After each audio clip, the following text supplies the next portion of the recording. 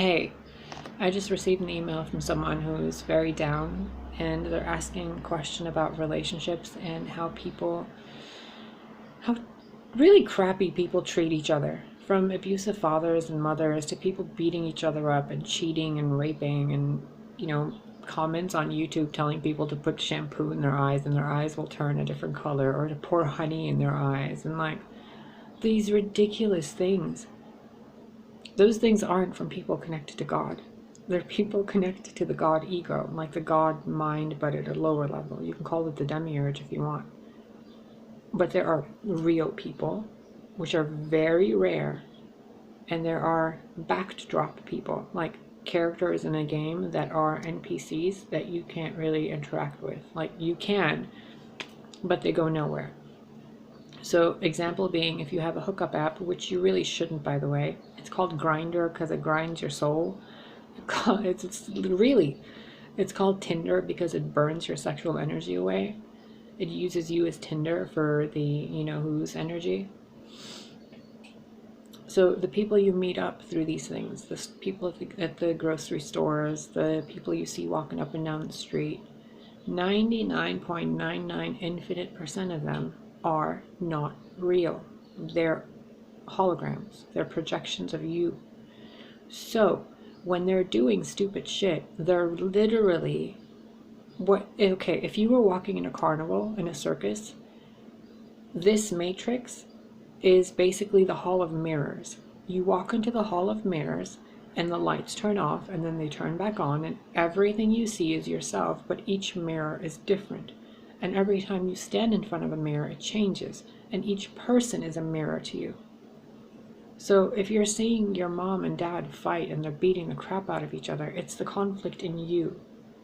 It could be the mom, because she could be an aspect of source giving birth to another source. So it could be her issues, but regardless, it's your thing because you're experiencing it and you're the one changing it. Usually mother issues deal with your feminine side. Father issues deal with your masculine side. So don't allow people in the external world to dictate what you're doing in the internal world, or your self-worth, or your self-love, or anything regarding you. They're reflecting you back at you. Use the world literally as your mirror. If you see something you don't like, change yourself. If you see something that you really do like, work it up more. If there's people, personal example, because I'm not going to talk to you about shit I don't know. If there's violence in a relationship, it has nothing to do with the relationship. The relationship is fine. The violence occurs to heal the relationship and to heal the people in the relationship. If cheating occurs, it's not because the relationship sucks or the people are bad. It's because there is fundamental issues within the people in the relationship. So it's being reflected outwards through a soulmate, twin flame, or a backdrop mirror that you're dating, an NPC character that you should heal through yourself. So if your partner is cheating on you, you're being unfaithful to yourself.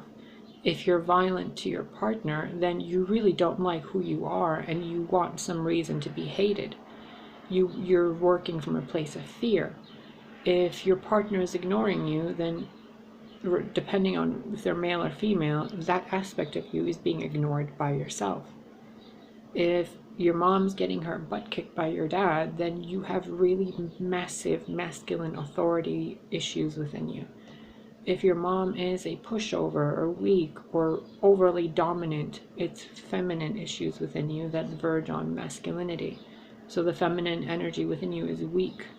So it thinks that it needs to be more masculine to survive. It all stems from survival issues and loving yourself. And when you see this and you see the world for what it is and you allow yourself to heal, any relationship can be healed, any single one. There is nothing in this world that is denied to you. And all you have to do is think, feel, and act differently about the world. There is no great process to it. There is no trick to it. There is none of that. You simply decide right here and now to be a better version of yourself, and then take an action that the better version of you would take. If you've been in a relationship with abuse, you simply, in your own intent, decide you will never, ever, ever again take part in any form of abuse, and then take action as someone who will never do that again. And move forward. It may take a while, but that decision, that intent, is like the 10 Commandments. You're a spark of God. What you say happens. I don't know if you've noticed this in your life yet. So forgiveness is absolutely key. And even Abraham Hicks says it. Any relationship is the perfect relationship. They're just reflecting you back at you. Fix your own stuff and the relationship will fix itself out. Except, and this is what I'm saying here from my own personal experience, you cannot have a relationship that lasts more than a few months or a few weeks, maybe a year or two, with a backdrop character, with an NPC. It will only stay surface level. It will never get to a point where you truly feel love. It'll only feel like you're content and you're fine and you're comfortable, which means you're dying. Because your soul wants to grow. It wants to expand. It wants to create. It doesn't want a comfortable, easy relationship. It wants a battle, honestly. It wants not a negative battle, but it wants to battle itself by reflecting itself back itself so that it can grow and then learn to accept itself. And then from that acceptance to grow into what it actually wants. Because the more you resist, then the soul realizes resistance does nothing but cause more resistance. But if at any point, if there's violence, trauma, chaos, anything, one person stops and says, I've had enough, I intend peace, I intend harmony and balance, the other one must comply. It has to. It has to. It doesn't matter if it's a source, God spark player, a real person with choices and consequences, or if it's an NPC that mirrors you back at you. Either way, it must merge. When it's two people with soul source aspects, not backdrop people, actual people that can choose, they have a choice to be together. Now, if you've been in a relationship with somebody really terrible and you've both decided to be better, but there's still like discord, then this person that doesn't want to be with this person will go to a timeline where this person doesn't want to be with them either. So then they both go easily, and then they move on and they live their own lives. And then once they're out of this matrix, they realize they're the same person anyway. When it's two people that want to be together and terrible things have happened, one person has to take on the healing while the other person reflects the healing. So if one person does a lot of working, the other person's doing a lot of inner work. If this person's doing a lot of promiscuity, this person's doing a lot of celibacy. They balance it out until they come back together again. Souls that are meant to be together will always come together. Doesn't matter if it's this lifetime, this timeline, or whatever. It'll happen when it happens. And if you continuously look for other people to validate what you're saying, in regards to, oh, this person cheated on me, should I go back to them? They're going to tell you exactly what you feel. Try it out for yourself. Make an intention for yourself that you're going to go back, and if you've quit smoking, that you're going to go back and start smoking. And then fake intention, obviously. And then go and talk to somebody and be like, I've been thinking about smoking. What do you think? And they're going to tell you, oh, well, it's up to you. You can do whatever you want if you want to start smoking. Like if you've decided that you're gonna. But if you've decided that you've quit and you never want to do it again, go talk to another person. Be like, I want to start smoking again. What do you think I should do? They're going to tell you, don't do that. What are you, stupid? Don't do that. It's terrible for you. Blah, blah, blah, blah, blah. If you're some ninny, prissy, ditzy person that's constantly living in fear and you go outside and you're like, oh my God, I'm going to get so, hijacked and taken to some mountain somewhere. And then I'm going to turn into a dragon in a cave and what? Every time you go out, everybody outside is going to scare the living bejesus out of you.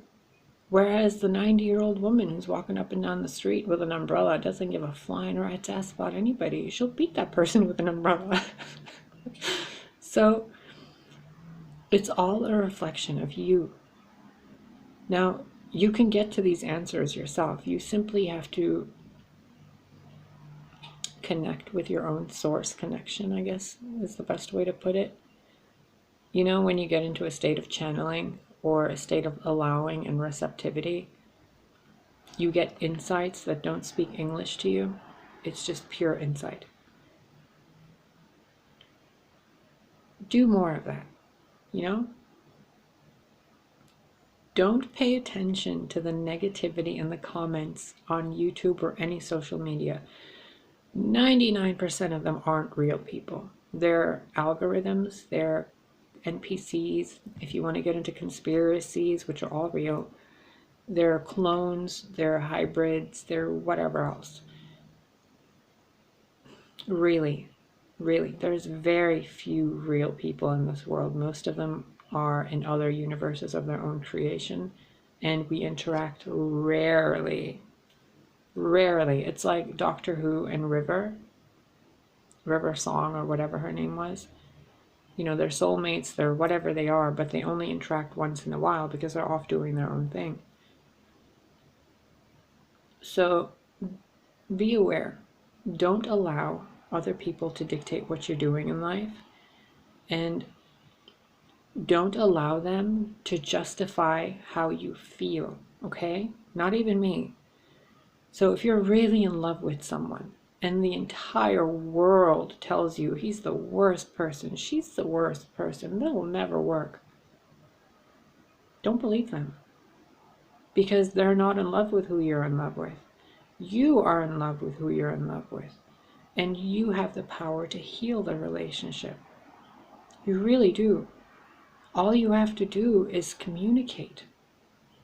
Whether it's negatively or positively, just communicate, and it will all sort itself out. The universe only asks for action from you. Once you know what you want and you feel what you want, the rest of the thing is just moving the chess piece. That's all. Like, people say, oh, I wish my ex would come back, and I wish this, and I wish. You don't have to wish any of it. You really don't. You just visualize it. And if you're in a relationship with a terrible person, stop affirming that it's terrible. If you're experiencing violence, leave the house for a bit. Meditate for yourself. Visualize something for yourself. Change your energy. Get out of your own skin. Get out of this vibration of being victimized and abused and betrayed and abandoned and neglected. And then your partner is going to have a complete miraculous divine intervention turnaround, because you're not feeding them the information and the tacit content and consent, the tacit consent to abuse you. Okay, I was in an abusive relationship, and the more I was abusive, I was abusing myself. I was reflecting how much I hated myself out into the world. My partner was reflecting how much he had no respect for himself into his world, how much he martyred, like M-A-R-T-Y-R, martyr, whatever. How much he sacrificed of himself for everybody else without ever being his own person. He kept taking and taking and taking. He kept sacrificing and sacrificing, and I was taking and taking and taking, and I was giving and giving and giving, and it was never in harmony. We were always like this. Whenever I gave, he was like, no. Whenever I was like, gimme, gimme, gimme, he was like, nope. But we love each other, truly. There was just no harmony because there was no alignment. And how did things fix? You learn to love yourself. You learn to heal who you are. You learn to not accept your situation, to change your freaking situation. If you're living in a rundown, crappy apartment in a terrible neighborhood, don't tell the universe, oh, I accept this, it's fine. I love myself because I accept this and it's fine. It's not fine. You deserve better. Yes, be okay with what is. Now do better. It doesn't make you ungrateful. It doesn't make you, greedy. It makes you know your worth. You want money? Ask for it. But give. Always give. So I know I'm speaking really fast and going all over the place, but this is important in the way that it needs to be encompassed fully for you to comprehend it fully. Because I can't give you the core, the heart of the solution. I have to show you the storm you're in. You're in the storm. I'm looking at you from outside the storm, and I'm telling you, in order for you to get out of the storm you've created for yourself, to keep yourself isolated and safe, you must stop being your own bully. God isn't going to send you someone to help you in a kind way.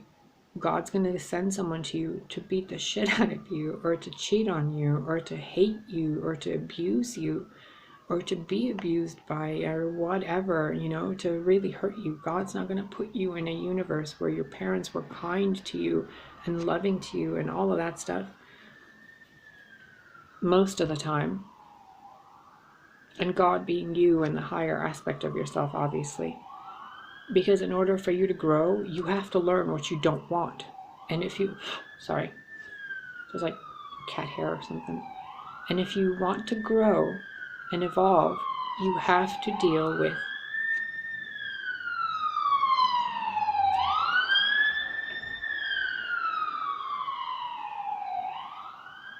the things that make you scared, the things that make you ask for help, the things that hurt you and leave scars and break your heart. Because then you realize your heart's unbreakable, truly. And every time that it does break, if you think it breaks, it's actually expanding. And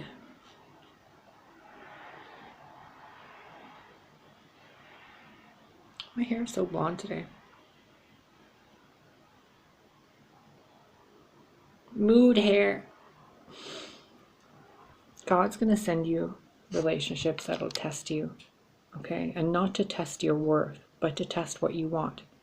So you want to live alone in an apartment and by yourself? Here's the most rundown one. Now what do you want? You want better or worse? You want a lifelong partnership? Guess what? You're going to have to be with somebody who's going to test every one of your limits. That way, when you're 90 years old and you're together, you have a very, very, very unbreakable foundation together. Because if you think you're going to have a beautiful foundation with someone you met off of Grindr, oh, Grandma, Grandpa, where did you meet? Oh, I met your daddy on Hookup app. He came over and sucked my titties.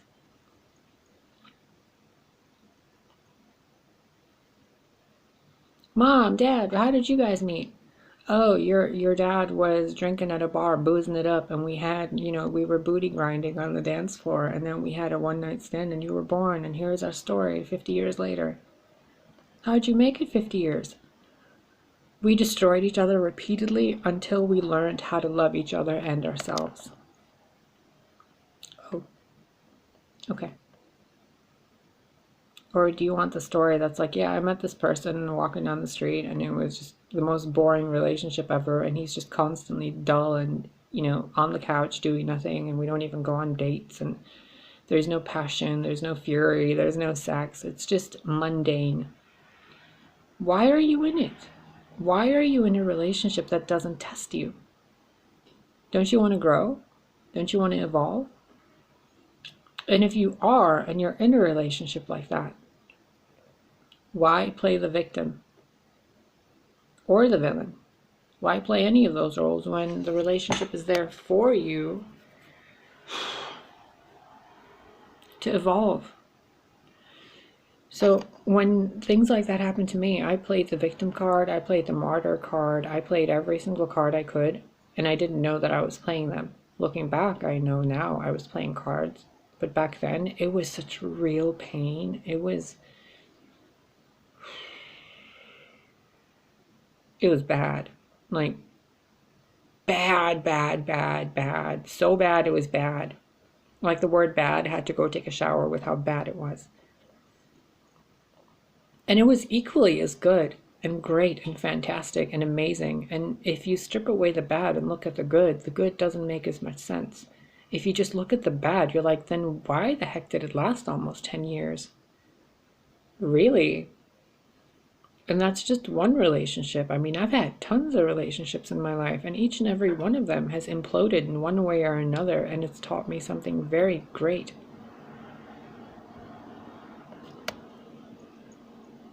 This heart in here loves deeply. And when the heart that loves deeply is made to fear, that fear reflects out so that the fear can be removed from the heart that loves deeply. So if you're with someone and they're being really stupid and they're doing shady things, the best thing you can do is support them. Stand by them like the love of my life stood by me. No matter what happened in our relationship, that guy was like a fucking brick house. He's like, I'm not going anywhere. You go where I go where you go. We're not abandoning each other. No matter what happened, he stood by my side. Seriously. Until the day that I started researching narcissistic abuse videos, and I projected it all onto him, not realizing that it's an aspect of me that I had to heal. And I was like, oh, babe, you're doing all this shit to me. Look at this. You're doing triangulation on me. You're going to discard me, and you're doing this and that. And he did. And he did. And I can just hear him now in my mind, like, you told me I would, so I did. So don't tell your lovers what to do unless you're telling them to be kind to you by being kind to yourself. I think that's it for today. Just be aware, you guys. You're creating your life, okay? You, yourself, with your thoughts, feelings, and emotions, are creating your own life, your own story, and everything in between. If you're letting other people take the pen when you're writing the story, they're going to write for you what you subconsciously think. So if you're expecting your partner to cheat and you're talking to your best girlfriend and you're like, is he going to cheat on me? She's going to be like, maybe. And then your partner's probably going to cheat on you because what you really expect does happen. And when you expect nothing, nothing happens. So don't let people to tell you to expect nothing. Expect greatness out of your partner. Expect beauty and grace and hope and love. Actually, scratch hope. Hope is only there when you've lost all else. Then maintain that hope. And from that place of hope, manifest better. But if you still have an inkling of love left inside you for any relationship, whether it's your mother, your father, your job, your own self, your image, whatever, if there's any part of you you like, then let it grow. Don't let it go, let it grow. Because if you let things go all the time, to go from one relationship to the next, to the next, to the next, first of all, you may as well put a revolving door on your genitals. And second, by the time you're like 100, and you're like, oh, this relationship lasted for, 30 years. Well, the first one could have lasted you, if the one you had in high school could have lasted you 80 years. But you weren't wise enough then to know how to work in a relationship, how to not abandon family, how to not leave each other behind, how to not shut each other out, how to not play silent treatment games, how to not play the pity party game, how to not have temper tantrums, how to not put money before the well-being of your partner or yourself, how to not take things from people to cause petty pain, how to not be violent physically, emotionally, mentally, psychologically, how to not involve your parents in your relationship, how to not involve your friends in your relationship, how to not involve the world at large and social media and movies and TV in your relationships. Your relationship with the love that you have for yourself and the person you're with is for you and the person you're with. The guidance you seek is within you and within your partner. If there is an issue, talk to your partner. If you don't know how, then the problem is one simple thing: love language. My partner and I we didn't know how to speak each other's love language. My love language was, I'm going to give you all the space you need, but I need you with me all the time. Which wasn't the love language at all. His was, I'm going to buy you everything in the world, and I'm going to withhold myself. So we weren't speaking with each other at all. And I'm being really vague with this because I don't want to get into too much detail right now. Learn how to speak each other's love language. If your partner only comprehends that you love them by being affectionate, be overly affectionate. Because my partner was overly affectionate in the beginning, and I didn't interpret that as love language. I thought, you know, if you're giving me all the space I need, then that means you love me, because that's how my mom raised me. She never ever was affectionate with me. To this day, I've been hugged by her twice. I'm like almost 40. I don't have any recollection of her ever being gentle and nurturing, but she's a great mom. Capricorn. So, and my dad's an Aries, so I've had no affection growing up. So my love language was never like, oh, no, cuddle me, whatever. But now I realize that is absolutely my love language. Like, smother me, annoy me, love me, spend as much time with me as possible. Like, really, just lock yourself in the same room with me, and we're going to have the best time of our lives. Just wrap yourself around my arm and let's go. We can go anywhere together, and I'm going to be happy.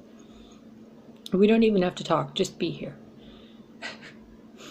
But my partner wasn't that way. My partner's love language was more, responsibility, security, finances, going out and having fun, not talking about our problems, not talking about anything other than basic mundane things. Until we started learning more and more and more about each other. And then we started learning all the different intricacies. I would talk so much and he would talk so little. And then when he would talk a lot, I wouldn't talk a lot. Because there was disharmony, like I mentioned earlier. So the problem in most relationships is love language. Doesn't matter who you are, what relationship it is.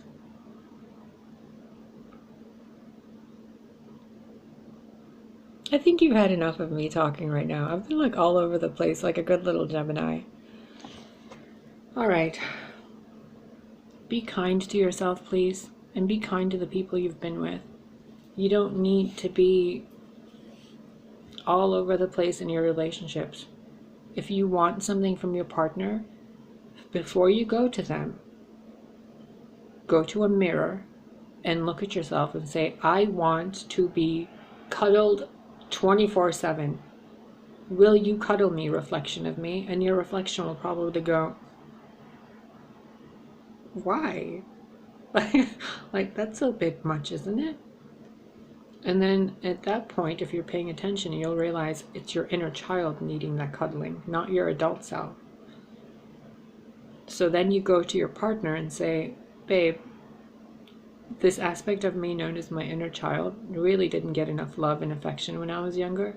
So it would be great if you and I could have really touchy-feely moments more throughout the day. And what do you need for me to do for you so that you can feel safe and secure in the relationship? Because we both grew up differently, and you came from different parents and I came from different parents. So how can we heal our inner child together while we move forward as adults? 100% of the time you will fix a relationship. 100%. If someone's violent, experience firsthand. Ask this person in a moment of peace outside somewhere, go to a restaurant, go to a coffee shop. And say things like this, it really makes me afraid when I feel afraid when you are angry and violent. What can I do to help you feel less afraid so that you don't drift into a state of anger? And it would help if you show them a scale of the emotional frequencies, because anger is a few stages above fear. So if someone's angry, they are protecting themselves from being afraid.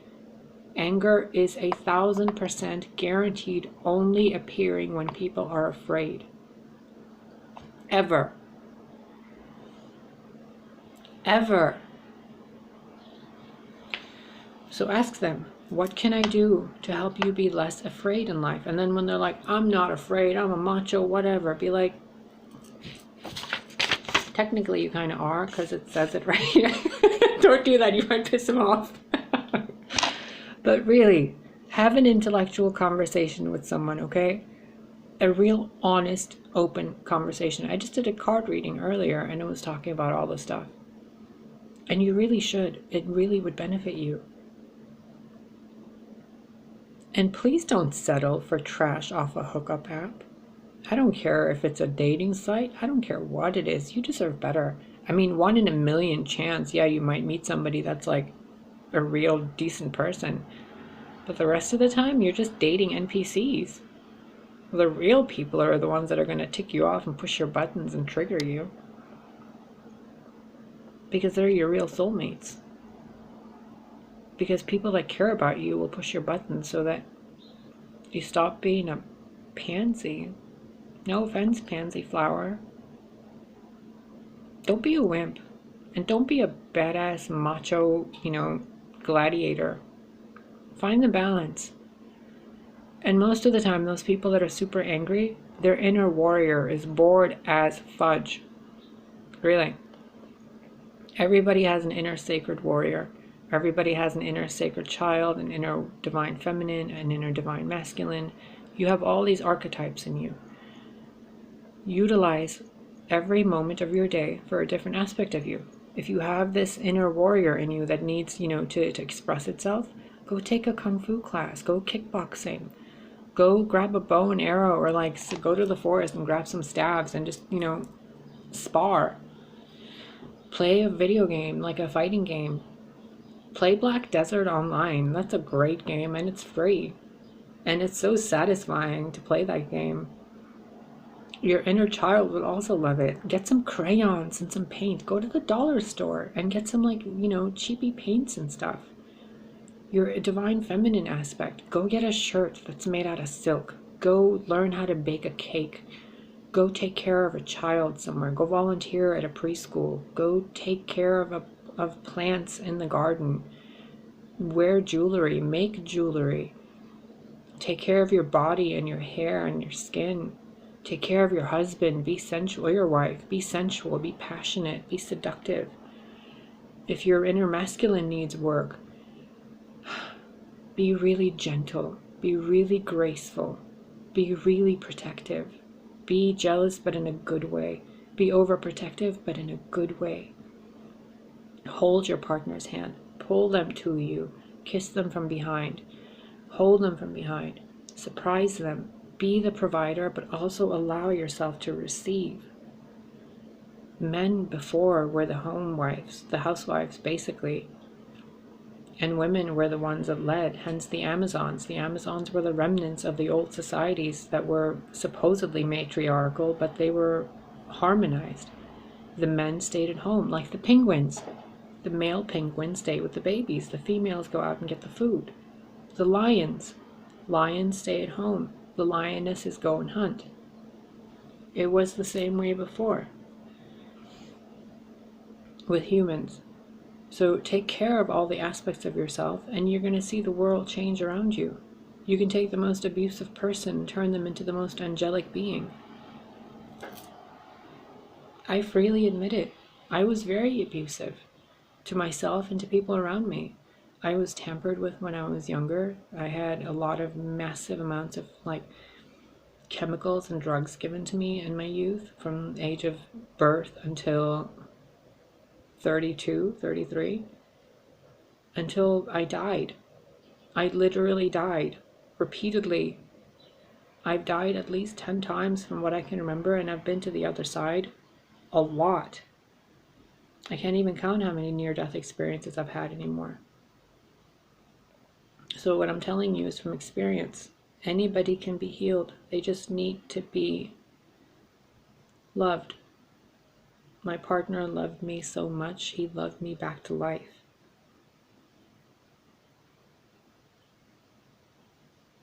You can do this. You really, really can. You don't need to wait for a savior. You're your own savior. Jesus Christ, if that's who you're waiting for, is inside you already. God is inside you. Any religious person you want is inside you. In this matrix, they were all characters that you were playing or people you knew were playing in a different life. So play a role in this life that for the next life you're going to come back in, you can utilize the wisdom you learned in this life for the next one. Kind of like you're making a character in this life, leveling it up to max level, and then skipping to the next life, and then utilizing all the gear and items and everything you got in this life for the next life. And if this is your last life, then do your best for yourself. Go with a bang, baby. Like, what you want, you can have. Really. And if you feel you can't, self-worth. Why do you feel that you can't? Why do you feel that you shouldn't, or that you shouldn't have it, or that whatever else, you know? And again, with with abusive relationships, I'm not condoning that you stay there and get beat. What I am saying, though, is look inside you and ask yourself, why do you allow yourself to get hurt? And then sit somewhere comfortably in a safe place with the other person without being afraid of each other. And ask them, why did you allow me to hurt you on such a level? What was it in you that needed to be healed? Why did it reflect through me to you? Because the most important thing to realize is, beneath it all, love. Love, love, love. On the outer layers is all the bullshit. The core of it is love. The rest of it is just layers of a lotus opening up and blossoming until you have this beautiful flower. But in the meanwhile, that lotus is closed until all the archetypes get what they need and you become a whole, healed person, and then, boop, the morning star comes out. Okay?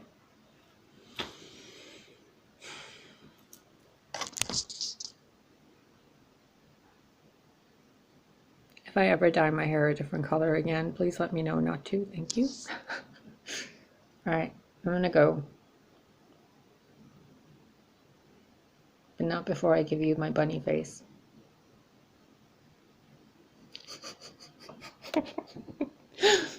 I love you. Don't give up on people and don't give up on yourself. Giving up on anybody just makes you have to relive the problems in the next relationship, because it's a game, it's a quest. If you don't complete the quest, you have to complete it again later with someone else. All you're doing is changing the face that God wears to be with you. So the person I was with was God, and I was God. Together, you know, we mirror each other. And if we split and go to different people, we're still with God. It's just God is wearing a different face. So if you really love someone and it breaks your heart to be without them, or if you still miss them or anything, ask yourself why you're not with them. Why you're even thinking of being away from them or any of those things. And then heal it. Talk to them. And please, please stop thinking so much. Your thoughts carry energy. And if you're constantly telling yourself that you're, you know, this person is this or that person is that, they're gonna be.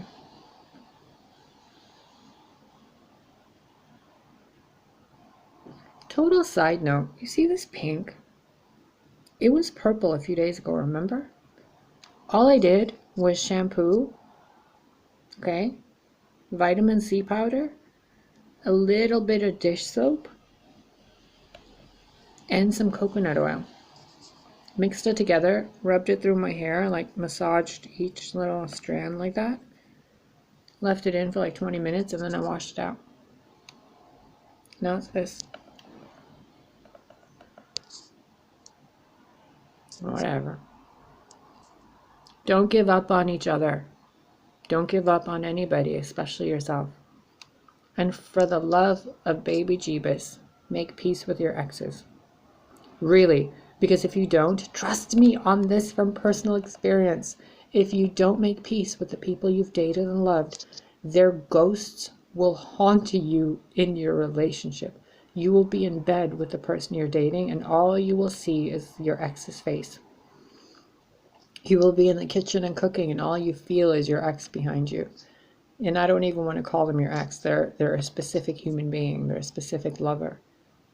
So make peace with those aspects. Whether you continue a relationship or not, you must communicate and bring peace.